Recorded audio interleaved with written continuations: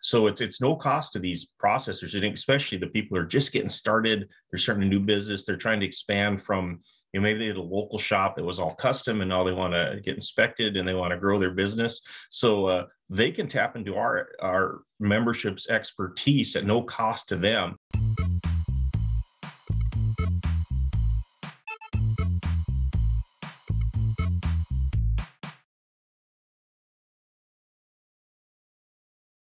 Hello, meat folks. Welcome back to the MeatsPad podcast. This is Phil Bass. Francisco is out making the world a better place for us meat enthusiasts. Today, I have a member of, not just a member, a staff member of the American Meat Science Association, my beloved organization, Dr. Rob Maddock. Dr. Maddock, thanks for joining us. Glad to be here today.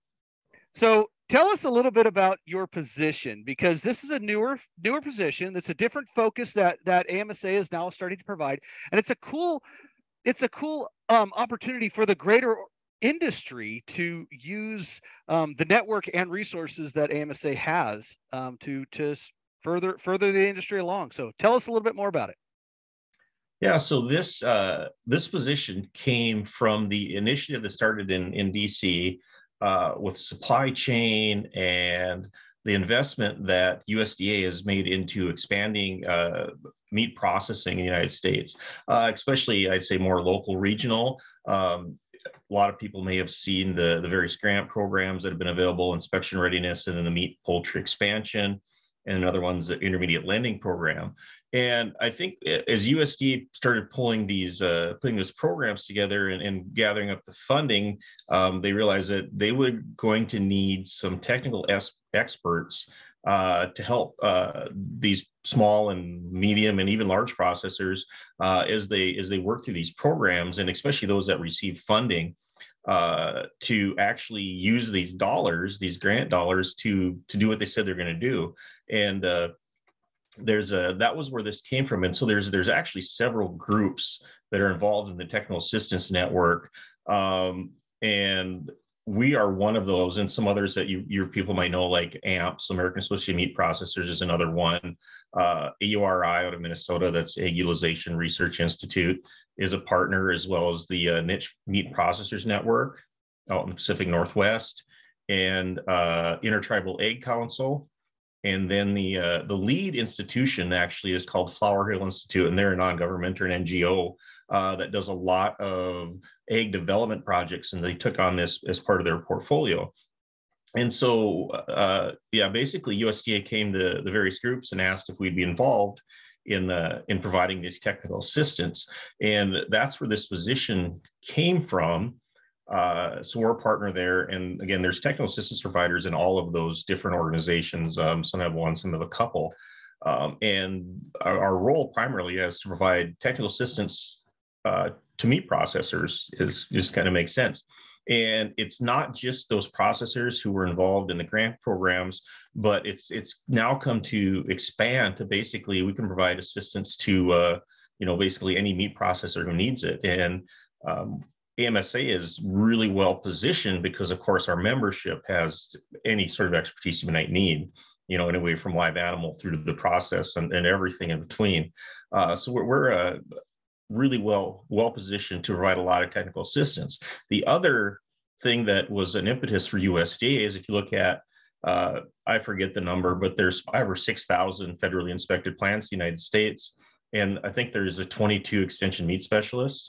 And so we're actually providing some support to those people as well. They can't answer all the questions and provide all the assistance. So get this network of people, and we got several focuses, anywhere from helping plants apply for grants all the way through building, business planning, feasibility studies, operational things, trying to find labor needs. It's kind of a cool thing. And so that's how we got involved in this. And so then late last spring, the position got announced then on AMSA, and I had a 22-year academic career, and I wasn't necessarily looking for something, but saw the position description, and it looked pretty fun. Basically, providing assistance, developing training resources for meat processors, and so I contacted Colette Castor at AMSA and asked about the position, and she was her response was, "Are you thinking about applying for that?" And I said, I might do that. That's it sounds pretty cool. And so I took a little leap, left academics again after a long time, and started doing this position. I want to talk more. Well, first, I mean, we definitely need to get into your background a little bit, because I think that's going to really clarify even more to the folks listening out there just how great of a resource you are, and then also the network that you have connected to you through the American Meat Science Association. But I also want to make sure that we talk just a little bit more in depth on what some of those services are provided that you can provide. And so you mentioned building layouts, lot of new outfits that are trying to plan from the ground up, literally. How do we build these things? Additional planning, feasibility studies. Oh my gosh! So I looked at some of the applications to apply for some of all this massive amount of funding that the government was trying to give out, but it was so inhibitory that an academic such as myself that works through applications was almost paralyzed by how to get through that. And so that's something that you're able to provide. Is that right? Yes, definitely. And depending on the volume, obviously, we probably can't do a full-blown feasibility study for everybody who might need one. Sure, yeah. But we can certainly help providing inputs, numbers. We intend, if the numbers, if hopefully we get enough response here, that we'll start tapping into our membership. And the cool thing is we have money from USDA that we can actually pay our membership as consultants to help out these meat processors to do these things. So it's no cost to these processors, and especially the people who are just getting started. They're starting a new business. They're trying to expand from, maybe they had a local shop that was all custom, and now they want to get inspected and they want to grow their business. So they can tap into our membership's expertise at no cost to them, at least for the next couple of years, as we've got these USDA dollars available to us. But yeah, we can, by the time if we get into our membership, there isn't a whole lot of expertise that we don't have right in front of us. And so one of my big jobs then is I get requests for technical assistance, is to go grab the right AMSA member. We got quite a few that have already agreed to help us out and get them hooked up with the plant or the business, and they can work together on these things. So that's kind of a pretty cool thing for people starting business, because trying to find help. And again, extension people, university people, they're always glad to help, but there's a limit. I mean, there's only so many hours, and only so many things you can do. So that's kind of a cool thing for those guys, or all those processors and people that are starting new businesses or trying to expand, or maybe they have an existing business and they're struggling a little bit. So we're doing some help for those people too.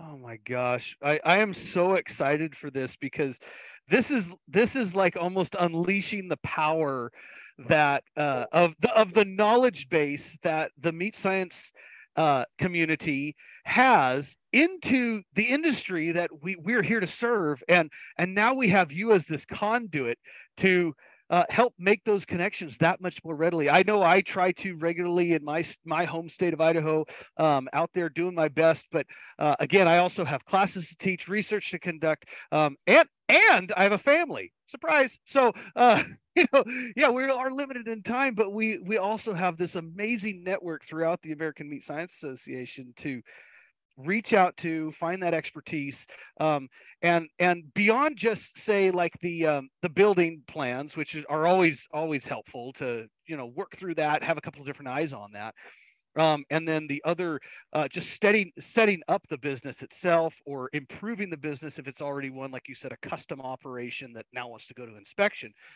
But how about food safety? That's always a big area where we need more expertise to help these plants. Is that something that we could provide as well?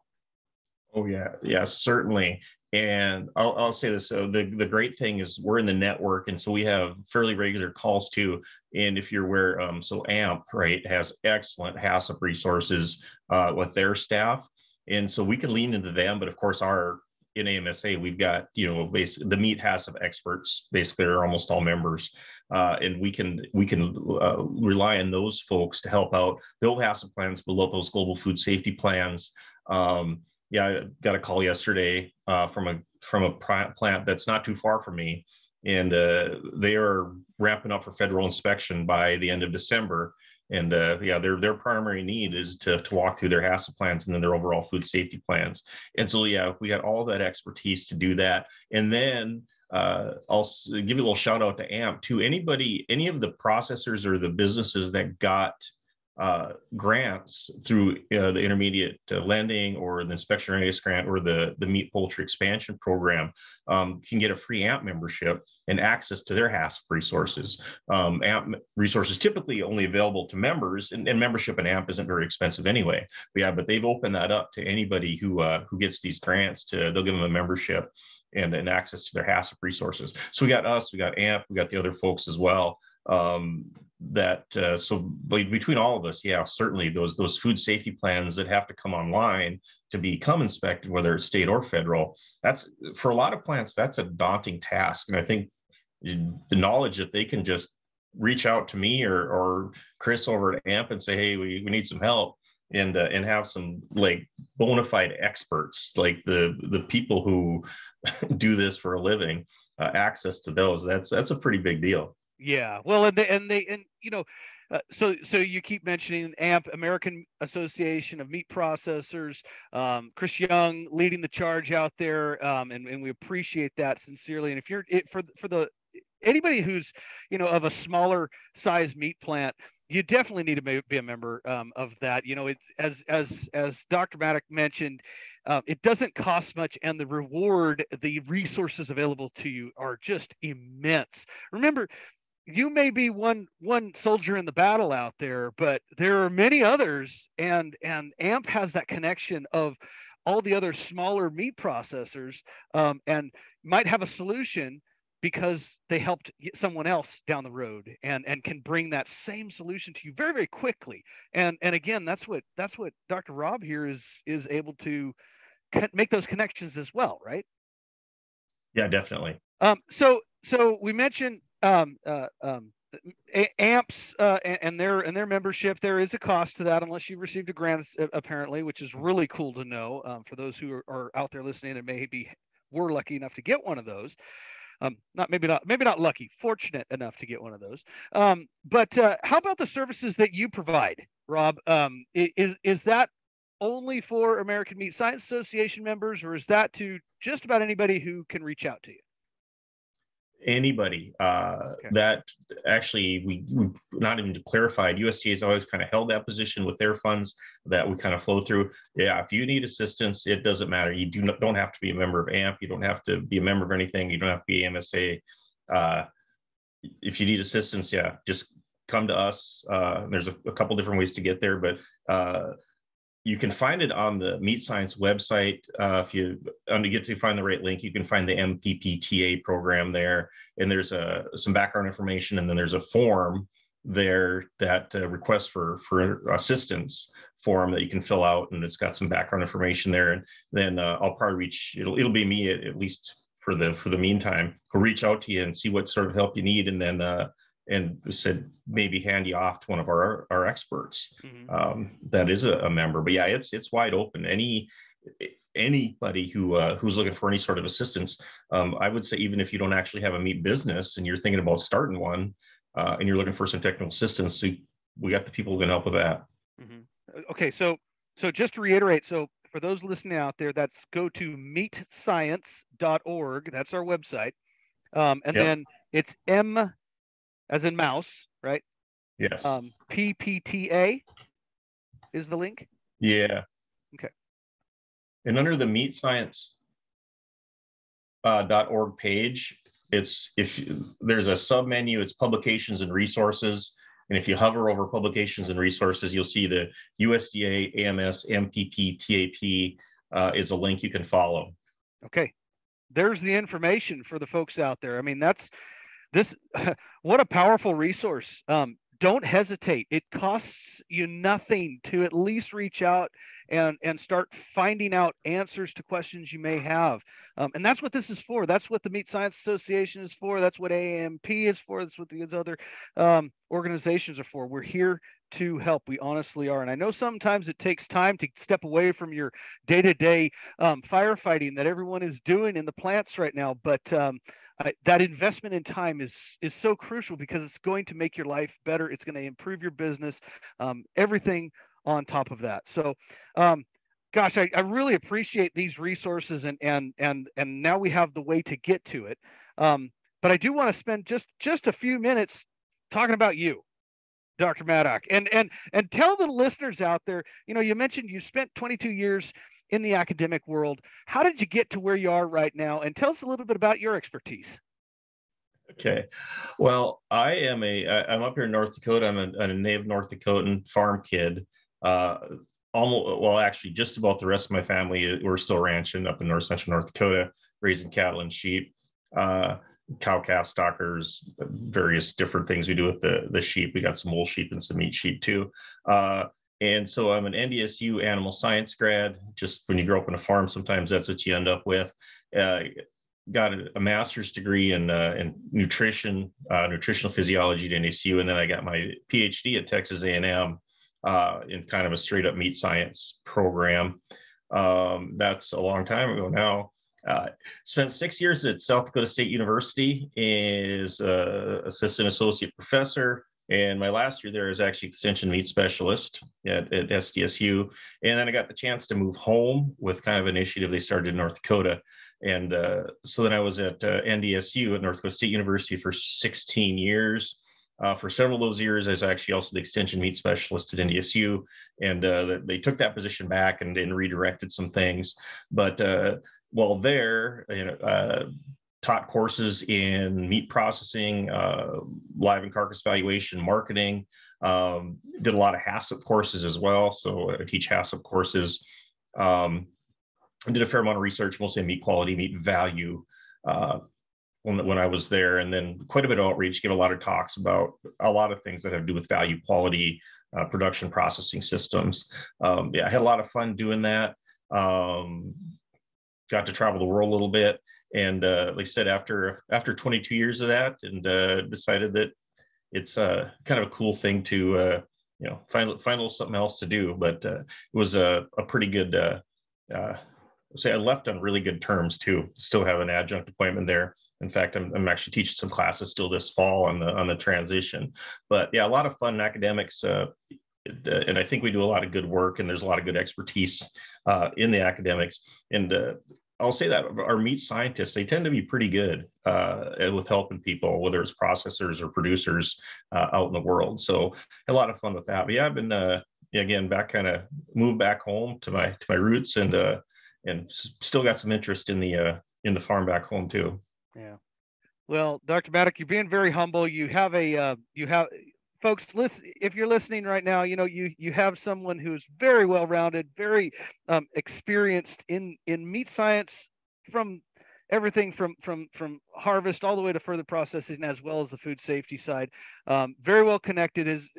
You've been a member with American Meat Science Association for a number of years, we'll call it 26 years, I suppose. Yeah. So, I mean, what a great addition to the AMSA staff family, and what a great resource for the industry. I would say stand by, because I have a feeling you're about to get really busy, if you're not already.